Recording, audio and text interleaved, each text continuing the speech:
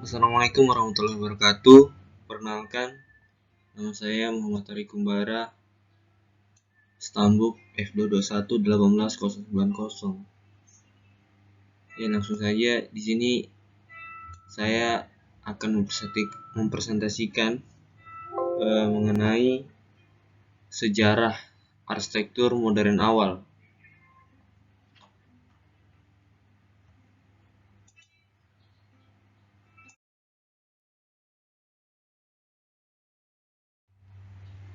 Oke, kita awali dengan pengertian arsitektur modern. Apa itu arsitektur modern? Itu hasil pemikiran baru mengenai pandangan hidup yang lebih manusiawi yang diterapkan pada bangunan. Totalitas daya, upaya, dan karya dalam bidang arsitektur yang dihasilkan dari alam. Pemikiran modern yang dicirikan sikap mental yang selalu menyisipkan hal-hal baru, progresif, hebat, dan kontemporer sebagai pengganti dari tradisi dan segala bentuk perantara. Arsitektur yang ilmiah sekaligus artistik dan estetik, atau arsitektur yang artistik dan estetik yang dapat dipertanggungkan secara ilmiah. Arsitektur modern tidak bermula dengan revolusi yang tidak dengan tiba-tiba membuang yang pra-modern dan menggantinya dengan geometri sebagai satu-satunya rupa arsitektur, tetapi secara tahap demi tahap menghapuskan ornamen-ornamen dan dekorasi yang diinginkan oleh geometri. Arsitektur modern diketahui telah berkembang setengah abad, berawal kira-kira tahun 1920 hingga 1960.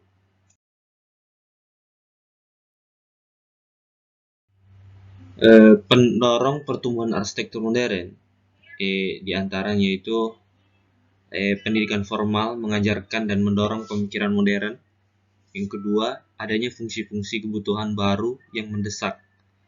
Yang ketiga, yaitu penggunaan bahan dan penanganannya sangat mudah karena segala sesuatunya direncanakan di dalam pabrik. Yang keempat, adanya promosi tentang keberadaan arsitektur modern melalui pameran-pameran, publikasi, dan perdebatan. Yang kelima, perencanaan suatu bangunan dimulai dari kebutuhan dan kegiatan, tidak dari bentuk luar, sehingga manusia dapat menuntut apa yang dibutuhkan secara mutlak. Arsitektur modern mulai berkembang sebagai akibat adanya perubahan dalam teknologi, sosial, dan kebudayaan yang dihubungkan dengan revolusi industri. Pada umumnya, perubahan-perubahan dalam bidang arsitektur selalu didahului dengan perubahan dalam masyarakat. Karena itulah revolusi industri juga berakibat pada perubahan dalam masyarakat yang mempengaruhi timbulnya arsitektur. Di antaranya perubahan-perubahan dalam bidang teknologi, perubahan pada perkotaan, perubahan dalam kebudayaan yang menyangkut gaya neoklasik. Adapun tenggang waktu berkembang arsitektur modern yaitu periode 1, yaitu sekitar tahun 1900 sampai 1929. Periode 2, 1930 sampai 1939. Periode 3 yaitu 1945 hingga 1958. Periode 3 fase 1 1949 dan 1958. Periode 3 fase 2 1958 hingga 1966. Saya akan menjelaskan sedikit mengenai jalannya perkembangan arsitektur modern awal, yaitu yang pertama periode 1 yaitu 1900 sampai 1929. Mulai tahun 1890-an sampai dengan 1930-an terjadi sejumlah pertentangan dalam arsitektur yang ditujukan mulai munculnya berbagai eksperimen yang dilakukan oleh perorangan maupun kelompok. Eksperimen tersebut diungkapkan sebagai sebuah pertentangan yang mana dibutuhkan 40 tahun untuk mengubah arsitektur menjadi sekarang apa yang dikenal sebagai arsitektur modern. Hal yang menjadi pertentangan tersebut antara lain arsitektur sebagai art melawan arsitektur sebagai sains, arsitektur sebagai form melawan arsitektur sebagai space, arsitektur sebagai craft melawan arsitektur sebagai assembly, dan arsitektur sebagai karya manual melawan arsitektur sebagai karya mekanikal. Penggunaan konsep ekonomis mulai diterapkan. Efisiensi dalam penggunaan bahan mulai nampak, yaitu terlihat dengan munculnya bentuk-bentuk kubus, terutama pada bangunan bertingkat tinggi.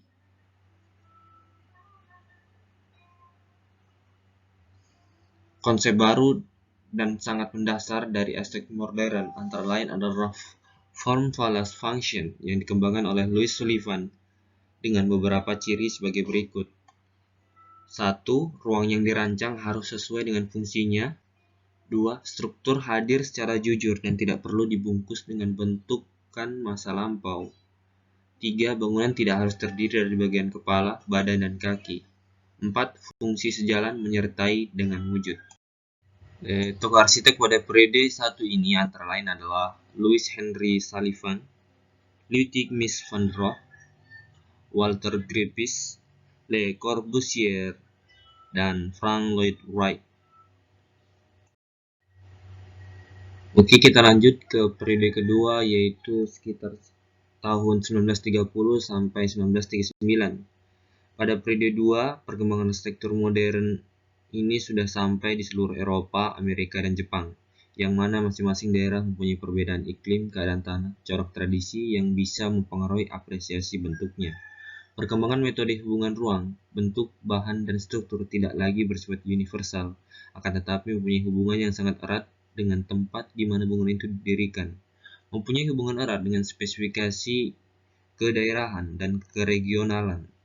Karakteristik bentuk dan tampilan dengan gaya internasional, style, atau universal style dari arsitektur modern pada periode ini diwarnai oleh tipe-tipe tampilan baru, yaitu tampilan dengan memperhatikan penggunaan bahan-bahan lokal atau dari daerah mereka bangunan itu didirikan. Pada prinsipnya, arsitektur merupakan perpaduan antara keahlian, perkembangan teknologi, industri, serta seni dengan paham kedaerahan, dengan tidak mengurangi rasa kesatuan yang disebut kemanusiaan, akal, dan seni dari arsitektur modern.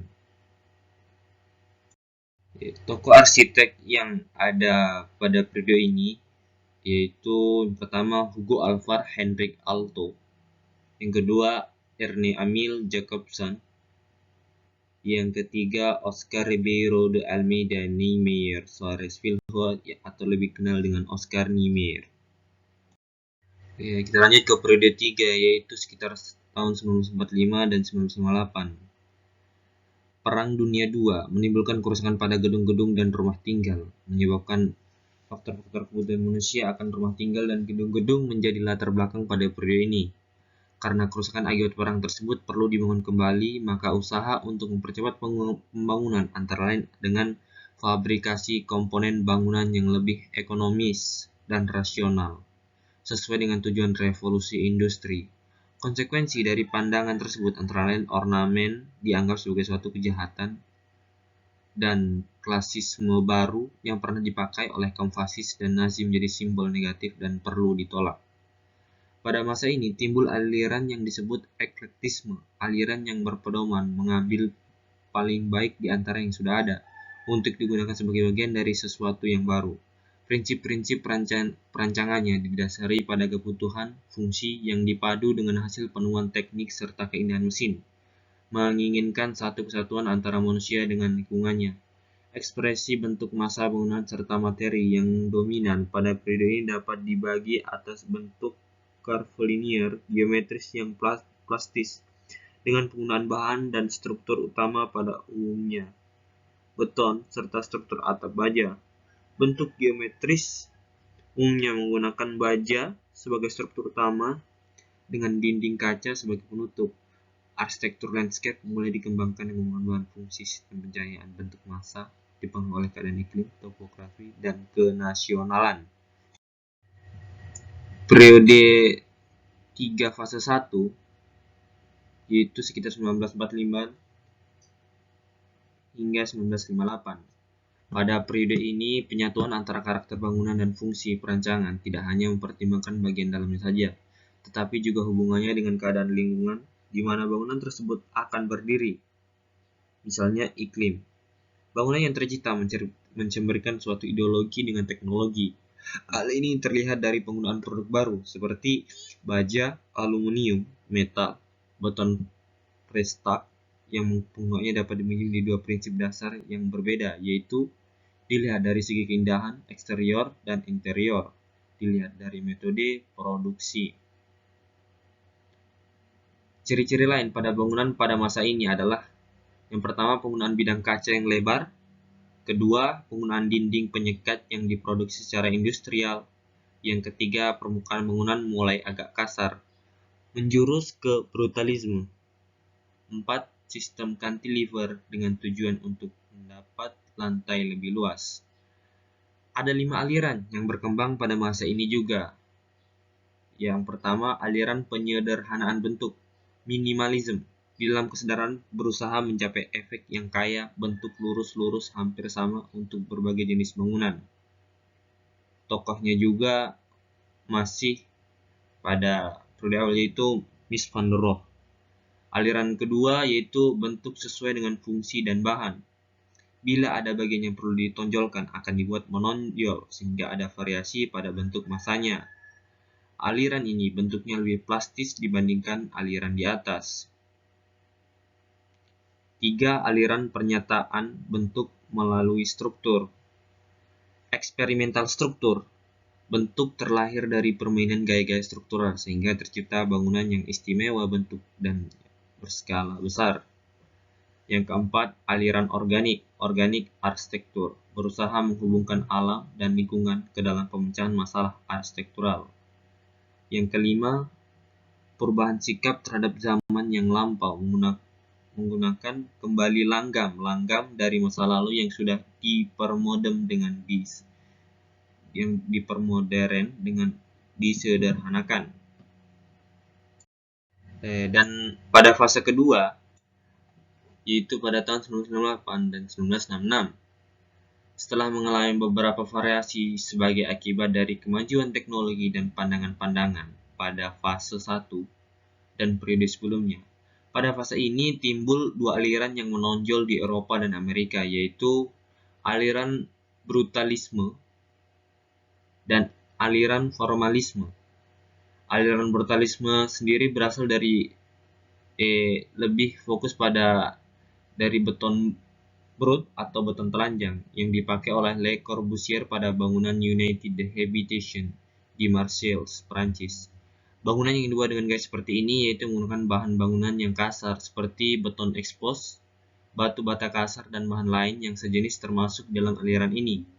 Brutalisme mengalami dua fase, yaitu brutalisme dalam artian sempit dalam lingkungan Smithsonian lebih mementingkan etika daripada estetika. Yang kedua, international brutalisme. Di sini lebih bertujuan pada estetik. Dan aliran formalisme. Perancangan bangunan berdasarkan segi estetika lebih menonjolkan bentuk bangunan, penampilan dipengaruhi oleh faktor emosi dan perasaan dari arsitek. Fungsi dinomorduakan, bentuk luar tidak sesuai dengan fungsinya. Slogan From Follows Function dirubah menjadi From Evokes Function, bentuk menciptakan fungsi. Bentuk adalah merupakan titik tolak perancangan. Formalisme dipengaruhi aliran lainnya. Formalisme versus brutalisme bertitik tolak pemikiran yang sama, yaitu technical excellence, kekuatan teknik sebagai suatu cara untuk mencapai keindahan ideal. Formalisme versus neohistorisme diterapkan bentuk-bentuk masa lampau yang tujuannya untuk mencapai estetika. Perletakan masa simetris, ada plaza di tengah penyusunan ruangnya, sama dengan masa abad ke-19.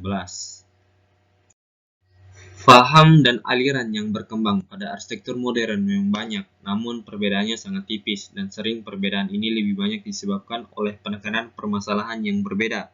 Sedangkan inti permasalahannya sama, yaitu ingin menciptakan arsitektur yang efisien. Setelah berjalan beberapa lama, maka arsitektur modern dapat disimpulkan punya ciri sebagai berikut. Yang pertama, terlihat mempunyai keseragaman dalam penggunaan skala manusia. Kedua, bangunan bersifat fungsional, artinya sebuah bangunan dapat mencapai tujuan semaksimal mungkin bila sesuai dengan fungsinya. Yang ketiga, bentuk bangunan sederhana dan bersih yang berasal dari seni kubisme dan abstrak yang terdiri dari bentuk-bentuk aneh tetapi intinya adalah bentuk segi empat. Yang keempat, konstruksi diperlihatkan. Yang kelima, pemakaian bahan pabrik yang diperlihatkan secara jujur.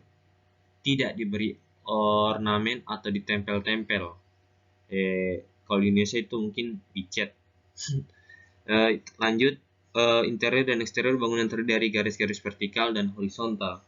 Dan terakhir, konsep open plan, yaitu membagi dalam elemen-elemen struktur primer dan sekunder dengan tujuan untuk mendapatkan fleksibilitas dan variasi dalam bangunan.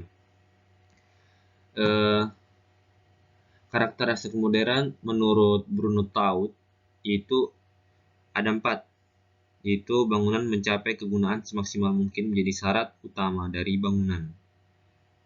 Yang kedua, material dan sistem bangunan yang digunakan ditempatkan sesudah syarat di atas. Keindahan tercapai dari hubungannya langsung antara bangunan dan kegunaannya, ketepatan bangunan, material, dan keindahan sistem konstruksi. Lanjut, estetika dari arsitektur baru tidak mengenal perbedaan antara depan dan belakang. Dan terakhir, pengulangan tidak lagi dianggap sebagai sesuatu yang harus dihindarkan, tetapi merupakan alat yang penting dalam ekspresi artistik. Mulanya, arsitektur modern adalah sebuah sesi dalam perkembangan arsitektur di mana ruang menjadi objek utama untuk diolah. Jika pada masa sebelumnya, arsitektur lebih memikirkan bagaimana mengolah fasad, ornamen, dan aspek-aspek lain yang sifatnya kualitas fisik, maka pada arsitektur modern kualitas non-fisiklah yang lebih dipentingkan. Fokus dalam arsitektur modern adalah bagaimana memunculkan sebuah gagasan ruang, kemudian mengolah dan mengelaborasinya sedemikian rupa, hingga pada akhirnya diartikulasikan dalam penyusunan elemen-elemen yang secara nyata. Sekian materi presentasi sejarah arsitektur modern awal dari saya. Kurang dan lebihnya mohon dimaafkan. Billahi taufiq wal hidayah. Wassalamualaikum warahmatullahi wabarakatuh.